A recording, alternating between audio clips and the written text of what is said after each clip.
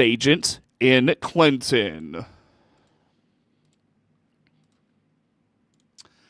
Hail damage from last week's severe weather is impacting several communities in central Illinois, and a local insurance agent is warning against contractors from outside the area looking to take advantage of residents and make a quick work of home repairs. Jay Peterson owns the Peterson Insurance Agency in Clinton and says homeowners likely have had contractors stop by their homes in recent days looking to make deals to take on home repairs. He warns against doing that with contractors you are unfamiliar with. Had a little hail the other night, so there's parts of town that's got some damage, and I've just been working with our clients to try to see, verify that they have damage and get people out there. Just a little aggravating for a lot of us in the insurance business, not just our agency, but these out-of-towners that come in and go door to door, on these roof claims. And our concern is just down the road, if there's a problem with the roof 2 years from now, and what do you do then? So we just advise our people to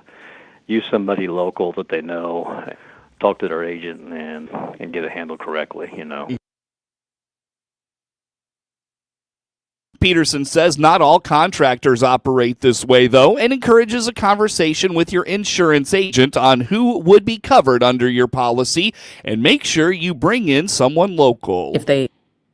I'm sure some of them are fine. I'm not going to throw a blanket across all of them and say that they're all, but I mean, what happens a lot of them is and we've been telling all of our clients, don't sign anything. Some will come in and ask you to sign an agreement to have them look at your roof.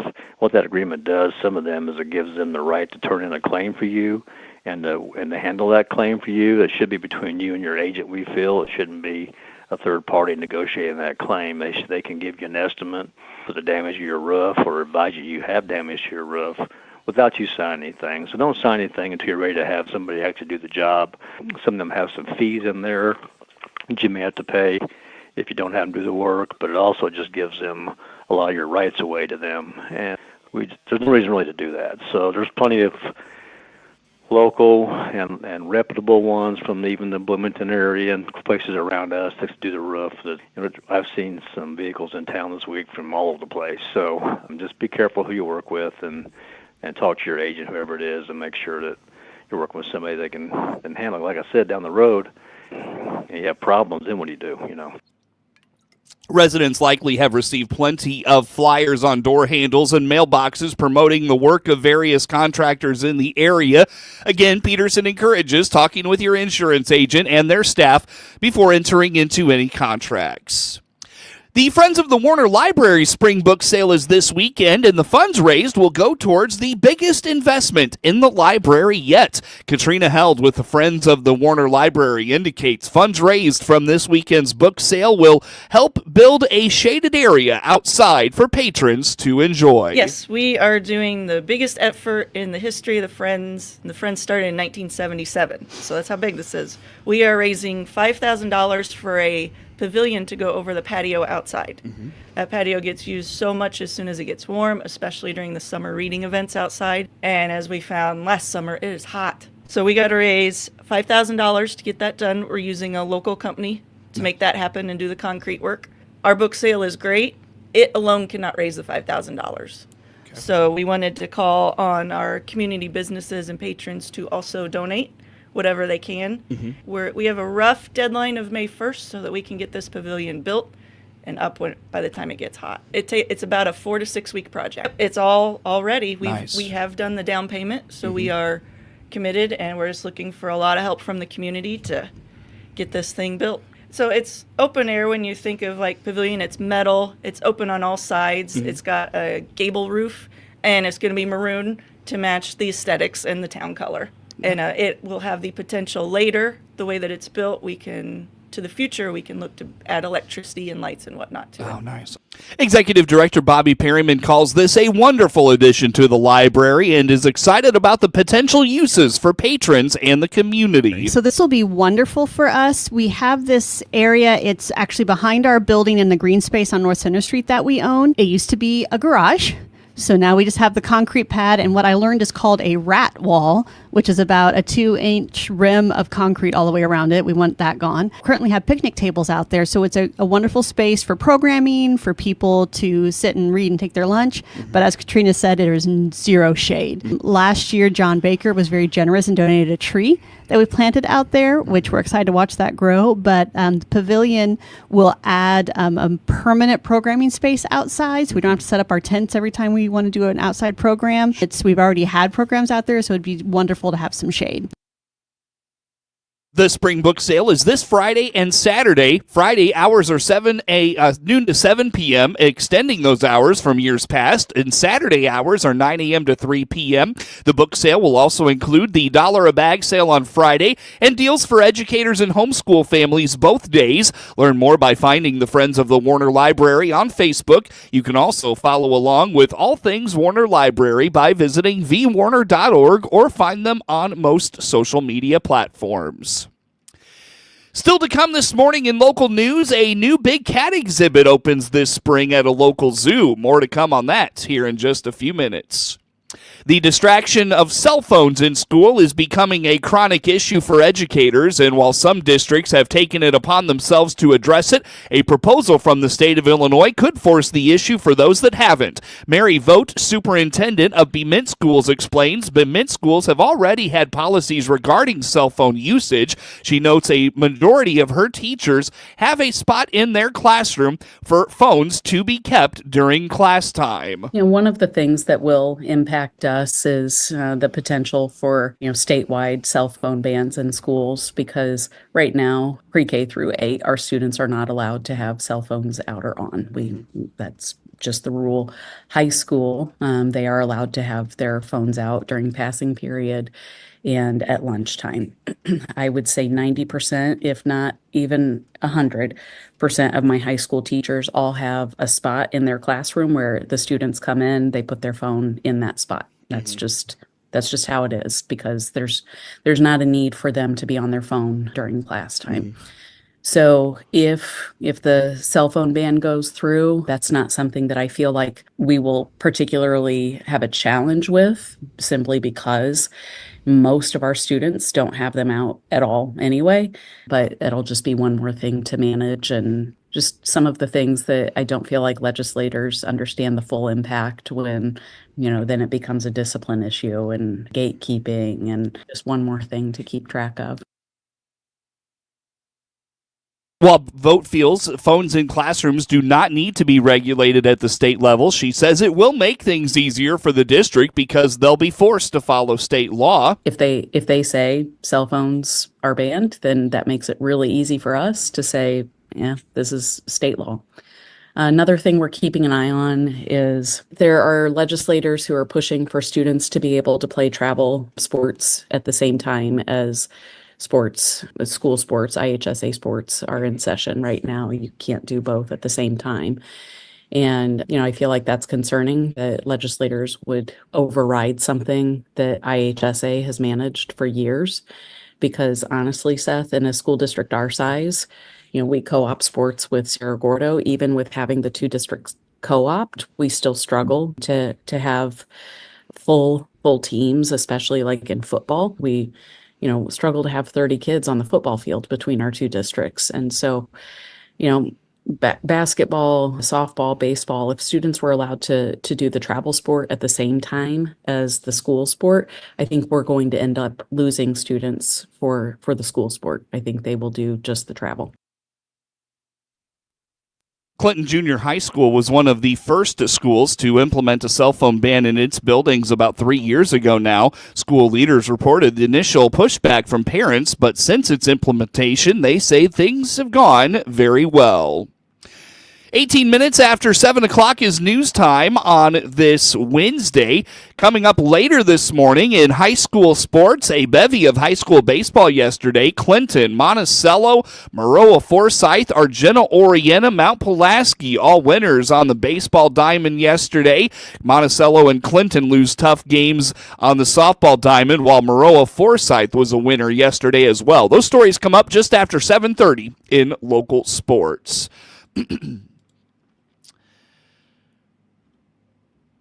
A new big cat exhibit will open this spring at a local zoo. Heather Purdue is the director of the Scovill Zoo Indicator and says they are welcoming mountain lions to the zoo. She says construction of their habitat has been finished. Now it's a matter of waiting for a grand opening. It will be a mountain lion or puma habitat. It depends on, they're called different names, either cougar, mountain lion, panther. So they go by quite a few different names, but we've been using puma and mountain lion probably the most.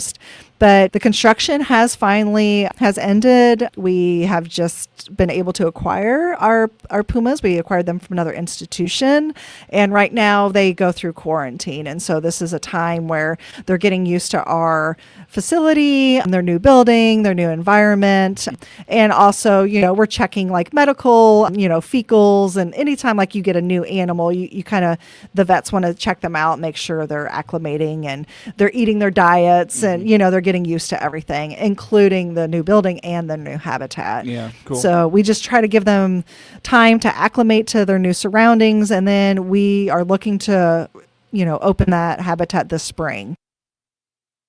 The brand new building is located behind the petting zoo and can be viewed from the Scovill Zoo train as well. Purdue notes they took extra steps that will make behavioral training easier for their staff. Yeah, I mean, it's a brand new, so it's the habitat actually lies behind our petting zoo and just to the south of our wolf exhibit. If anyone's familiar with our zoo grounds, you can actually see the habitat from the train when it goes back behind, between the lake and the zoo. You can see it from the train as well. And again, it's brand new. I mean, it's beautiful. They have a small pool. They have a little rock cave they can lay in that will hopefully keep cool in the summertime, because sometimes laying on that shady rock work is cooler than, just laying out in the grass somewhere. There's viewing windows. Kind of a neat thing that with this habitat is they built some training doors so our keepers can open up these doors, and there'll be mesh doors there that they can work with the pumas, doing on like behavioral training. And that's always important. That's something they'll probably do daily, just working with them to, maybe open their mouth, jump up, present their sides. So for, injection training when our vets come, it just doing behaviors like that makes kind of managing them, in human care easier and less stressful for the cats. While the main mountain lions are similar heights to the cheetahs of the Scovill Zoo, Purdue says they weigh more due to their difference in hunting behaviors targeting animals like deer. They do weigh more than our cheetahs. I would say height-wise, they're about the same as our cheetahs, but they're bulkier. They're a heavier animal. While our cheetahs are lean and built for speed, these guys are bulkier. They're kind of used to, bringing down deer or, other hoof stock that you might see out, west. And they have a really large range, too. I mean, you can find them all the way up into Canada and all the way down through South America. So they have just a really long range. They're acclimated for all different kinds of an environment. So they're just kind of a neat animal to talk about. While there's not been a specific date yet, the mountain lions will be able to be seen by guests coming this spring. Get more information at decatur-parks.org/Scovill-Zoo or find them on social media.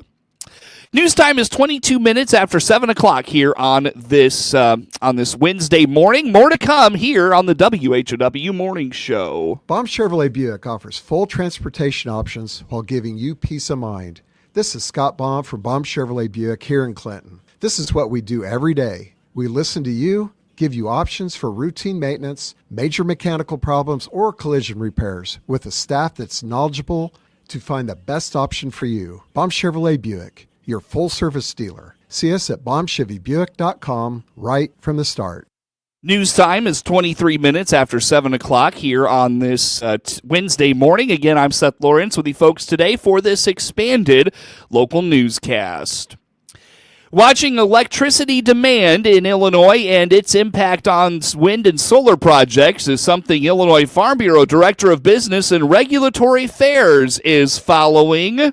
We also have a lot of talk about data centers right now. And data centers are these large facilities that house computer equipment that are used to store and process data for online systems and cloud computing and specifically artificial intelligence, AI. And there are projections that these data centers are going to significantly increase electricity demand. So I think there's, you've kind of got a potential cooling effect happening with some of the incentives around Washington, D.C., though we don't know what that's going to be. But then on the flip side of that coin, we've got some of these factors that are driving additional development, especially here in Illinois. And so we continue to get contacted by members who are being approached about participating in projects. And I think it's really important if members, if landowners, if farmers are approached about these kind of projects, that they take the time to do their due diligence and talk with the right people who can help them. A lot of these contracts or lease agreements for wind or solar projects are 30, 40, 50, 60 years in length. And many times they have extensions on them that developers can decide to implement to extend them out even longer.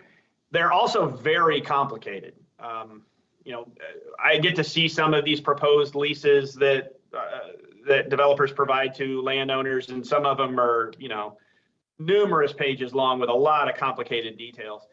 And that's why it's very, very important. If a landowner is interested in participating in one of these projects, if you've been approached, you need to speak with an experienced attorney to help you work through this process. You're talking about an agreement over multiple possible decades on your farmland, and taking the time, and I recognize that may have some cost associated with it. Now, oftentimes these developers may help you pay for some of your legal costs, some of your attorney costs, because they understand that that's a cost of doing business. But taking the time to talk with an experienced attorney, work through the details, negotiate the terms that you think are beneficial for you and your farm and your property is really, really important, because you don't want to make a mistake here. You don't want to do something that's going to bind up your property on an agreement that you don't particularly care for the next 40 years, as an example. That's Bill Bodine, who says you can also seek information from your local county farm bureau when being contacted by wind and solar developers. As the spring planting season ramps up, some reminders from KJ Johnson with the Illinois Fertilizer and Chemical Association. Well, the first thing is, I know we've already seen some anhydrous ammonia go out, but we are telling farmers just be careful on the road and in the field of application with anhydrous ammonia. Last week, we pushed out to our membership again just some safety tips on anhydrous ammonia. You can find those at iefca.com down in the news. But the biggest thing we try and tell people is, slow down. Most of the things that we have, if there's going to be injury on anhydrous ammonia, it's going to be on the roadway. Don't pull those tanks more than 25 mile an hour. Also, make sure you have safety goggles and gloves with you. And your best friend with anhydrous ammonia, if there's ever an incident, is water. So always keep water on the tank of that anhydrous ammonia, but also keep a bottle of water in the cab of that tractor. If you ever cut or get anything in your eyes, water is your best friend. And the last thing, and I will say it is a state law, but unhook those hoses from that toolbar when you're going down the road. It is state law, but shut those valves off, because those are what is usually, if there's going to be a cut or nick, if those are charged, we're going to have a major issue on the roadway. So just slow down. I'm a farmer, and I know we get in the heat of the battle and we need to go. But with anhydrous, slow down. It's your best friend. Johnson says plenty of resources are available at ifca.com. The Land of Lincoln Honor Flight program flies its 73rd mission April 15th out of Springfield. 11 Korean War-era veterans, 82 Vietnam-era veterans will fly to the nation's capital for the day to see the war memorials there. The list includes at least one veteran from Bethalto. Joan Bartolone is the president of the nonprofit that orchestrates the Land of Lincoln Honor Flights. She says each veteran is accompanied by a guardian to share the experience, and just about any type of physical challenge can be accommodated. We will keep flying as long as we have veterans who want to fly. So the sooner you get on the list, the higher your number, and nobody can get ahead of you. So please, if you served in any one of those three conflicts, World War II, Korea, or Vietnam, this is your time. Don't wait any longer. Get on the list, and we will get to you as quickly as we can. They are currently selecting veterans for the rest of the flights this year. Details and applications are available through the website landoflincolnhonorflights.org. News time, 28 minutes after 7 o'clock on this Wednesday. Let's take a look at this morning's obituaries. 68-year-old Carla Jean Good of Clinton passed away April 5th. A private service for 68-year-old Carla Jean Good will be held at Oak Park Cemetery in Clinton. A celebration of life will be held at a later date. In lieu of flowers, the family has requested donations be made to teamrwb.org. The family has entrusted Calvert Funeral Home of Clinton with arrangements. Online condolences can be made to calvertmemorial.com. Ronald Finchhorn passed away April 5th. A celebration of life for Ronald Finchhorn will be Saturday, April 12th from 1 to 3 at the Hayworth Christian Church. The last half hour of the celebration will be a prayer service in Ron's memory. The celebration will be a time of memories, fellowship, and sharing with the people who knew and were affected by him. News time, 29 minutes after 7 o'clock on this Wednesday. Coverage of news brought to you by Baum Chevrolet Buick in Clinton, your Silverado headquarters, and we stream to Facebook and YouTube, brought to you by Peterson Insurance, your Pekin Insurance agent in Clinton. Local sports follows network news on WHOW. With SRN News, I'm Rich Thomason in Washington. Now that President Trump's 104% tariff on Chinese imports has taken effect, Beijing says it will hike its retaliatory tariffs on the U.S. to 84% effective tomorrow. The president, who says countries have been lining up to negotiate trade deals with the U.S., says that China should get in line as well. The death toll in the nightclub roof collapse in the Dominican Republic has risen to 113. A provincial governor and 2 former big league baseball players are among the victims. Iran's president, insisting his nation is not after a nuclear bomb, made the statement ahead of talks between Tehran and the United States later this week. And he holds out the prospect of direct U.S. investment in Iran if the countries can reach a deal. On Wall Street, the Dow futures are down 754 points. More details at SRN News. Time now for a look at sports. I'm Seth Lawrence with this report. In a game heard here on WHOW and all our digital platforms, the Clinton Maroons beat Meridian 10-1 in Central Illinois Conference high school baseball action on Tuesday from Clinton High School. The Maroons were led by Jack Manning, who went 3 for 5 with 2 runs and an RBI. Josh Bass was 2 for 4 with 3 RBIs, while Ryan Pine finished 2 for 4 and had an RBI. Cole Fentress finished 3 for 4 with 2 runs scored and was the serve pro of Piatt-DeWitt County's player of the game. The Hawks were led by Wyatt Martin, who put up the only run of the game, finishing 1 for 3 for Meridian. Brady Stauffer allowed 3 hits and a run in his 2 2/3 innings of relief. He struck out 4 and walked 2. Grady Stock started the first 4 innings, allowing 7 runs. He walked 3 and struck out 4.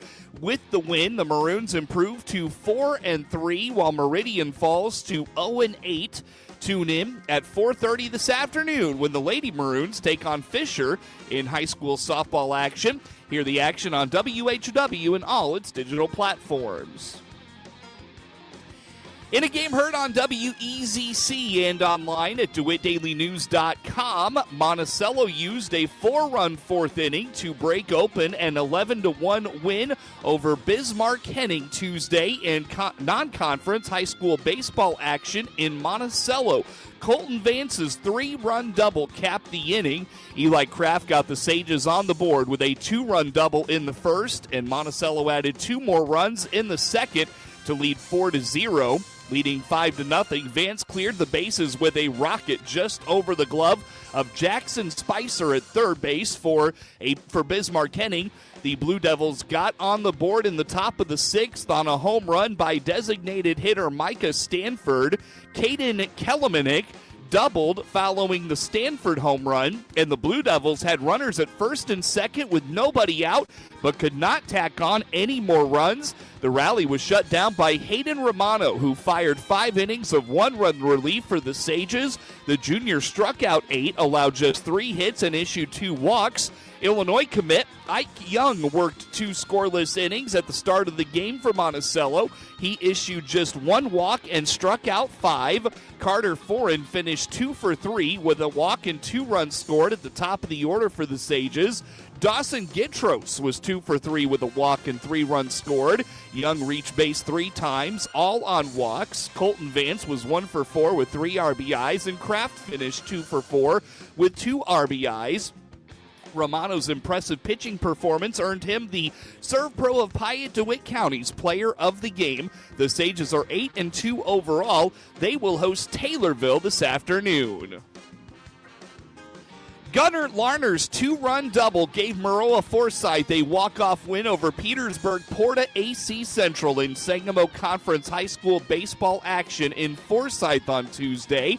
The Trojans scored 4 runs in the final frame to come from behind and 3 runs down. Before Larner's heroics, Ace Giles scored 2 runs with a single. The rally happened with 2 outs and was set up by Caden Blunk and Mitch Williams, back-to-back singles. Then Tate Brendenberg reached on an error to load the bases.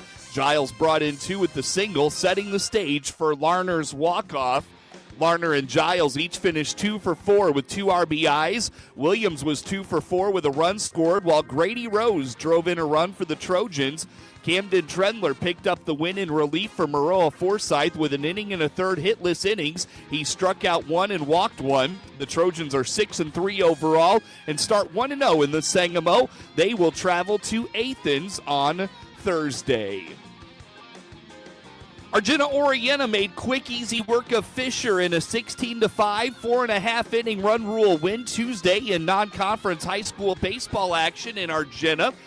Carson West and Jackson Finch finished 2 for 4 with a double and 2 RBIs to pace the Bombers. Lucas Camfield and Mason Markham each drove in 2 runs apiece. The Bombers used a 9-run second inning to open up a 13-0 lead. Argenta Oriena improves to 5-3 overall. They will take on Oakland Tri-County on Thursday.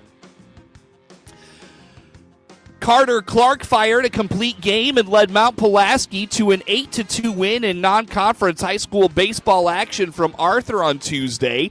Clark allowed 2 runs on 5 hits with a walk and 6 strikeouts. The Hilltoppers used steady offense to gradually pull away. Aaron Volley led the way, going 3 for 4 with an RBI. Chance Payne was 2 for 4 with a double and 2 RBIs. Clark helped his own cause, finishing 2 for 4 with a double and 2 runs batted in. Eric Cooper doubled and drove in a run. Mount Pulaski is 4-2. They will travel to Petersburg for a matchup with Porta AC Central on Wednesday.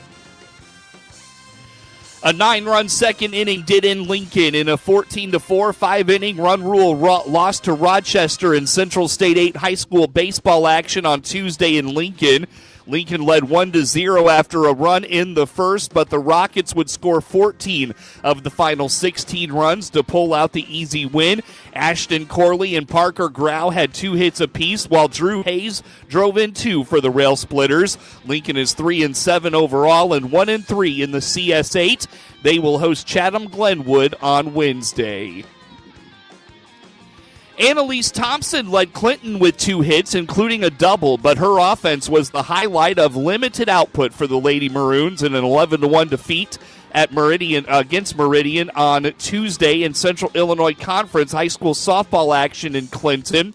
The Lady Hawks scored 7 runs in the 6th inning and went up 11-0. Riley Fentress walked twice, while Hadley Humble scored the only run for Clinton. The Lady Maroons are 2-4 and fall to 0-1 in the CIC. They will host Fisher on Wednesday. Hear the action this afternoon on WHOW and online at DeWittDailyNews.com.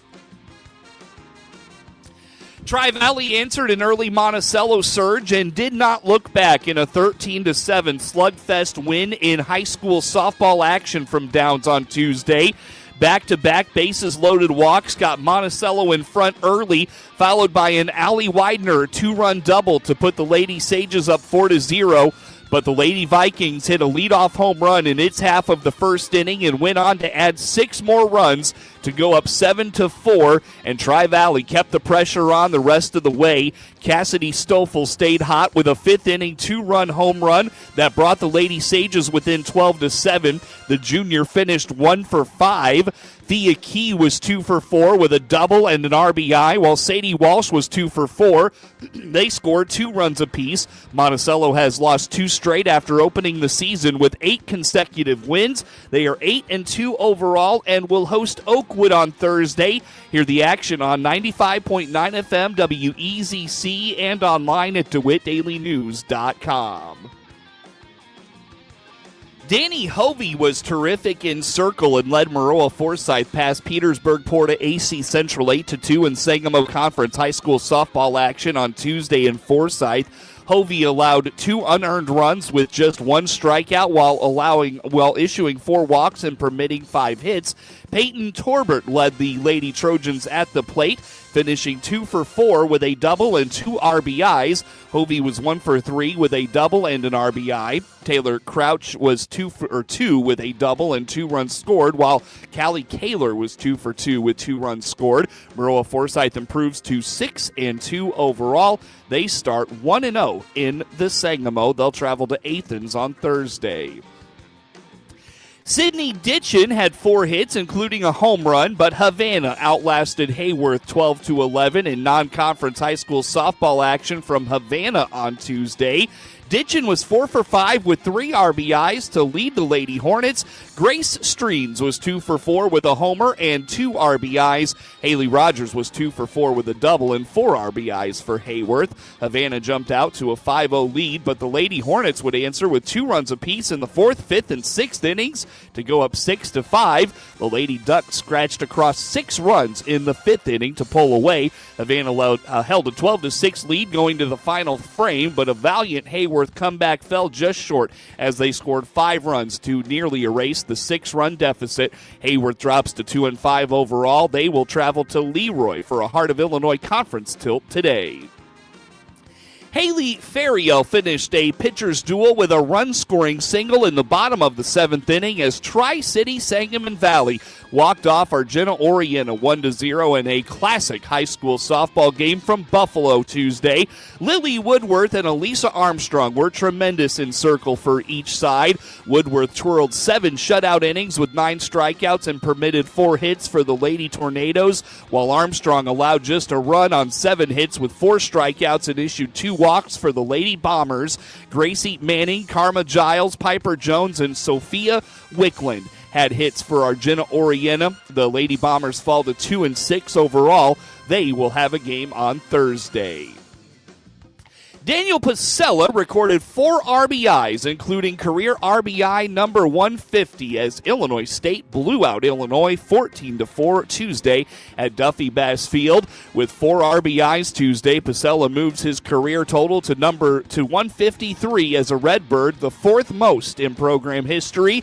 His run-scoring single in the first was RBI number 150 of his Redbird career and put ISU up 1-0. Braden Bakes' 2-run double made it 3-0. Then Graham Mestros added a sac fly for a 4-0 lead. Colin Jennings got the Illini on the board with an RBI single in the 3rd. The Redbirds poured it on with 6 runs in the 3rd, highlighted by RBI doubles from Judah Morris, Josh Outlaw, and Luke Stolga. A run-scoring single from Mastros and a bases-loaded walk by Pasella made it 10-1. Will Johannes brought home a run on a sac fly in the 4th. Then a ground out from Grant Ross scored a run, followed by an RBI triple from Jack Zebig to cut the Illini deficit to 10-4. An RBI single by Daniel Contreras and a sac fly from Stolga made the score 12-4 after 4 innings. The Redbirds would walk it off in the 8th on a 2-run double by Pasella to end the game via run rule. Pasella was 4 for 5 with a pair of doubles and 4 RBIs. Bakes was 3 for 3 with a double and 2 RBIs. Mastros was 2 for 4 with 2 RBIs for ISU. Vitas Valensuis was the lone Illini to put together a multi-hit effort, finishing 2 for 3 with a walk. Illinois went just 3 for 10 with runners in scoring position. The Fighting Illini returned to Illinois Field for a Big Ten series against Indiana, while Illinois State welcomes Evansville to Normal for a 3-game weekend Missouri Valley Conference series. Get sports anytime from your computer or mobile device at DeWittDailyNews.com.